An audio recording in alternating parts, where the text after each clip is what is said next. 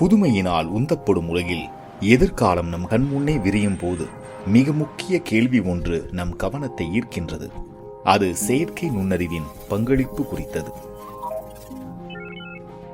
செயற்கை நுண்ணறிவு நம் வாழ்வை புரட்டி போடுவதற்கான பலத்த தாக்கத்தை ஏற்படுத்துவதற்கான பேராற்றலை தன்னகத்தே கொண்டுள்ளது. அது உள்ளொலிகளாலும் தானியக்க செயல்பாடுகளாலும் நம் செயல்திறனை மேம்படுத்துகின்றது.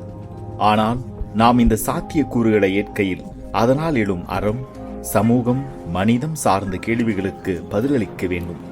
தொழில்நுட்ப வளர்ச்சியின் பொருட்டு நாம் எடுக்கும் முன்னெடுப்புகள் அதன் விளைவுகளுக்கு உகந்ததா? செயற்கை நுண்ணறிவு மனிதர்களுக்கு தீங்கு விளைவிக்காமல் உதவி மட்டும் புரியும் என எவரும் உறுதியளிக்க முடியுமா?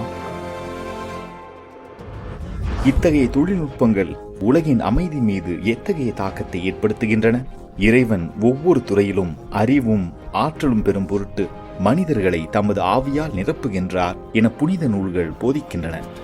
உண்மையாகவே அனைவருக்கும் இறைவன் வழங்கியுள்ள மாண்பின் வெளிப்பாடே நம் அறிவாற்றல்.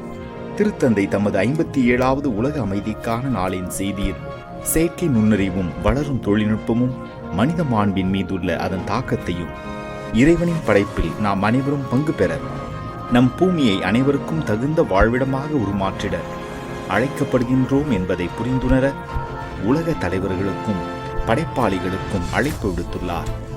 இந்த கொடையை நாம் எவ்வாறு வழங்கிடலாம்? தகுந்த மனித தொழில்நுட்ப பயிற்சி வழங்குவதன் வழியாக, அனைவருக்குமான சட்டங்களை இயற்றுவதன் வழியாக, அடுத்தவருக்கான நன்மைத்தனம் நிறைந்த படைப்பாற்றலை ஊக்குவிப்பதன் வழியாக இதனை வழங்கிடலாம். அமைதியை பரப்ப, அனைவரையும் பாதுகாக்க தொழில்நுட்பத்தை பயன்படுத்தும் நாம் திருத்தந்தையின் செய்தியை படித்து தியானித்து தெளிந்து தேர்ந்தெடுவோம்.